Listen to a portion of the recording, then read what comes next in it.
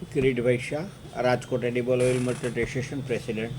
તેલમાં હાલ જોવા જોઈએ તો સિંગ તેલના ભાવ 2475થી 2500 રૂપિયાના છે અને કપાસિયાના 2320થી લઈને 2350 રૂપિયાની હાલ માર્કેટ રહી છે.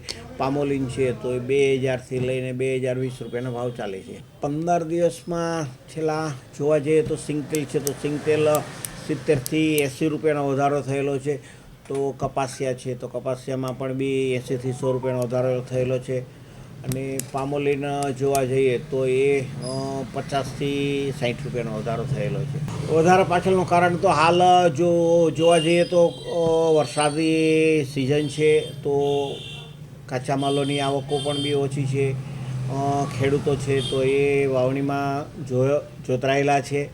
એ સિવાય હવે માલોની મળતર ઓછી હોય તો ધીમે ધીમે મિલો પણ બી હવે બંધ થતી જાય છે અને એ સિવાય હાલ જે નવા ડબ્બા પહેલાં જે જૂના ડબ્બાનો વપરાશ થતો હતો તે સરકારની મનાઈ આવી ગઈ તો જૂના ડબ્બા બંધ થતાં નવા ડબ્બા ચાલુ થયા તો એ 50 રૂપિયાની પડતર નવા અને જૂના ડબ્બાની ઊંચી થઈ ગઈ તો 50-60 રૂપિયાનો વધારો એમ પણ બી થયેલો છે. તહેવારોનો એવું તો કોઈ રીઝન હોતું નથી કે તહેવાર આવે એટલે ભાવ વધે. એ તહેવારો જે છે તો એ વરસાદી સિઝનમાં જ આવતો હોય છે.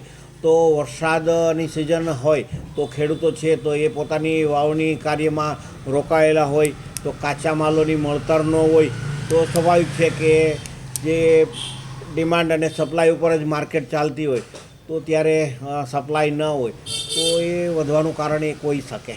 આવનારા દિવસોમાં એવું લાગી રહ્યું છે કે આયાતી તેલો ઉપર પણ બી માર્કેટ આપણે અવલંબતું હોય છે. તો આવતા દિવસોમાં એવું લાગે છે કે આયાતી તેલો છે તો એ અહીંથી 50થી 75 રૂપિયા વધી શકે.